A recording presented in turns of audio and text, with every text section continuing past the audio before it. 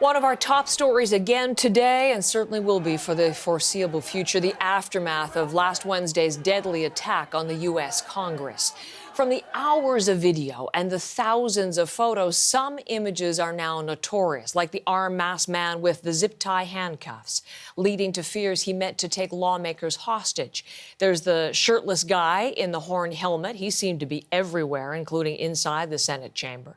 How about the member of the mob who sat with his feet up on Nancy Pelosi's desk and mugged for the cameras in her looted office? Then there's one that became an instant meme in the Trump hat, waving at reporters as he carried out a lectern, Nancy Pelosi's lectern with the House seal. All of them now charged, but many others too, because of the work of online sleuths who used photos, video, and social media accounts to identify them. We're going to talk about that for the next few minutes with Giancarlo Fiorella, who's a senior investigator with Bellingcat. Now, what is Bellingcat? Bellingcat is a fascinating entity. It is an open source research firm. Let me just get a little bit better. It's an investigative journalism website that specializes in fact-checking and open source intelligence. That is what Giancarlo does, and he's in Toronto with us this morning. Great to meet you, and welcome to our program. Thanks for having me. Really important part of what we're following in the aftermath of last Wednesday, Giancarlo. Can we begin with the kind of work you do? But can we start at the basics and explain to people what crowdsourcing, what this type of open source investigation really is at the simplest? So open source investigation is any kind that involves information that is freely available on the internet. This can include posts that people have made on Twitter, videos that they have recorded and shared on their Facebook accounts. Basically, any information that is online that anybody can find, that information can then be analyzed and you can gain important insights about events based on that alone. And that is what you do, and that is what Bellingcat does. So apply this then to Wednesday. Things start to unfold at the Capitol. The violence begins. What do you do? So we were monitoring this event as it was happening. That involved us just watching Twitter, for example, seeing videos come out from the Capitol. And as you saw, a lot of these videos were recorded by the people who were perpetrating this attack themselves, and they were proudly sharing them on their social media profiles. So we were looking for these profiles, downloading the videos because we knew that there was a chance that they could be deleted in the coming hours and days, and making sure that we were preserving them so that we could analyze them and we could keep them for the historical record. Which you've continued to do, because it wasn't just Wednesday. You continue to, I'm not mistaken, to elicit people to contribute further. There's a spreadsheet where people can go online and add their videos. Can you explain sort of where it goes then from there? Yeah, so we've published a public spreadsheet that we have disseminated through our social media accounts, and we have asked anybody who has footage that they think might be relevant to the event that occurred on the Capitol to submit it to us. So there's a very simple submission process. There's a Google form that you can submit your video to. That goes to Bellingcat and our network of volunteers who have donated their time and their efforts to this. And then we sort through the videos. So we check to see if they're duplicated in the archive already. We add descriptions to them, and most importantly, we archive them. So we download them to our local hard drives so that we can then centralize them in the event that they are deleted on the platform on which they're hosted. So those are efforts that are ongoing even today. How do you work? Because we're curious. I mean, there's a lot of high-tech software that's available out there. I mean, do you use that? Or is it sort of old gumshoe work, taking images and comparing it against images that are out there in the public domain, or some combination? How exactly do you go about then working from those images to come to the point of identifying and learning more? One of the wonderful things about open source research and the kind of work that we do at Bellingcat is that it is very accessible. It's not like CSI where we have some kind of lab where there's all this sort of high tech that we use. The tools that we use for this kind of analysis and for archiving, they're accessible to anybody who has an internet connection and who knows how to surf the internet. So it's not really high tech work. It's just very creative work with some pretty basic tools that have been around for a long time. So, and the end point is figuring out what happened, but also who involved. Police have come to rely on the kind of work that you do. What do you do with what you learn? So at this moment, through the archive, we're trying to do a couple of things. One, as you say, is potentially identify some of the main perpetrators of the violence that occurred on the 6th. And so that's one of the things that we could do with this data by preserving it and by making sure that it hasn't been deleted. We can conduct that kind of analysis. And more importantly, other researchers as well can conduct this because the information has been saved and we're making it available to anybody.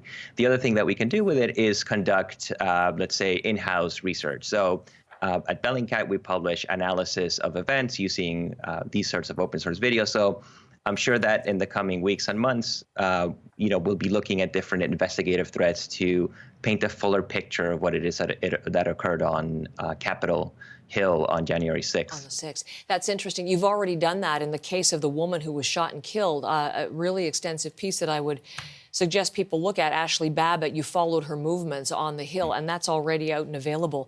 But come back to the identification, because that seems to be where we are right now, the FBI looking for help in trying to lead to arrests. Certainly, there have been a couple of dozen people who are already facing charges and arrested, and some of the most notorious people on Capitol Hill that day have been identified. You think of, I was just mentioning, Larry Brock, now identified. He's the man with the plastic restraint, so he has already been identified.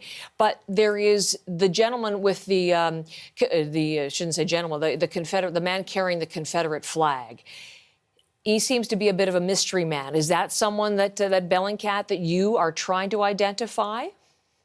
So anybody whose picture is high resolution enough, so for example, this man that we're looking at here, yes. Anybody who we have a pretty clear shot of, that's somebody that we would be interested in. And in particular, if it's somebody who's featured predominantly in media, like, for example, this individual. So we have been looking at him.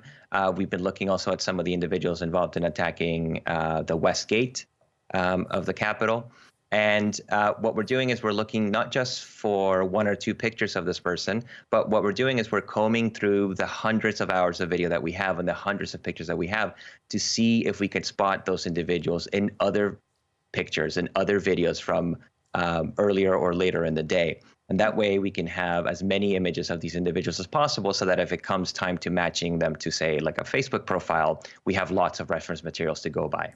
Have you personally, has Bellingcat identified anyone so far? We've been doing sort of internal work. We're very hesitant to publish or to rather publicize identification efforts just because there is a potential for misidentification to occur, particularly in the early stages. So we're waiting until we have a definitive match before we make those sort of publications available. That's interesting you should raise that. I was going to ask you about it specifically because even, for example, we had heard in our newsroom that there was someone in Canada who had been there and then upon pursuit wasn't the right person. So it's easy to misidentify, I would think, in all of these pictures and in all of the chaos there, you might get the wrong person. How do you ensure that you don't misidentify someone? So internally, when we're doing this sort of with this kind of work, we have an extremely high threshold of being really sure beyond any doubt that we've made the match. So misidentification tends to occur when people jump to conclusions. So you might be comparing two shots of people who kind of look the same, and you might say, well, they're about the same height, they have the same kind of nose, and the mouth kind of looks the same if you sort of squint, so therefore they're the same person. But we don't go by that. We are matching things like freckles, scars, birthmarks, tattoos, any unique identifier that an individual has, and not just one. What we're trying to do is we're trying to build as many data points that we can check to see, to make sure that the individuals that we're matching are the same. So the threshold is extremely high. We cannot have any doubt that the match is a positive one before we can say that two people are the same. Okay. You know, it's interesting work, period. But I'm just interested in your perspective on this because this is such a historic moment. I mean, this is something that hadn't happened in the United States for more than 200 years. Deadly violence and such symbolic violence, and now has touched off, obviously, such a tremendous aftermath and such a division come to the fore as a result. What does it feel like to be involved at this key moment in this very critical type of work? Yeah, well, I'm still processing it, as I think a lot of people are. As you say, it's something that's unprecedented. And even though there was ample warning from the groups that conducted these attacks that this was going to occur, just watching it unfold live through the internet was really shocking. So right now we're in the archiving analysis mode. I think later, as time passes in the coming weeks and months, we might look back and say, wow, I can't believe we were watching that so closely as it was unfolding. But as I said, I'm just sort of still processing this as much as I can. I think it'll be a while before I can really settle in what's happened. The full weight absorbed by you. You must be working full out with all of the photos and videos available. I'm going to let you go for now, but it makes me think. As you said, it was out there on the internet, lots of warnings about it. Are you already thinking about Inauguration Day and some of the things that may transpire between now and then and the role you might play in those, Giancarlo? Yeah, so we're having a meeting today actually to set up some sort of volunteer unit to monitor the inauguration and the days before and after.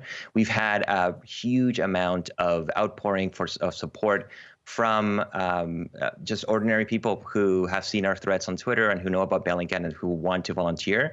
So we have quite a few individuals who are willing and able already to help out with these efforts. And so hopefully in the coming days, we'll have a volunteer team set up to monitor the inauguration and to help us analyze footage from that. I think I'd be very interested in speaking with you again as that date gets closer and see what's happening. Hopefully not more of the same violence, but in case. Giancarlo Fiorella, Canadian senior investigator with Bellingcat. That was absolutely fascinating. Thanks very much for being our guest today. My pleasure.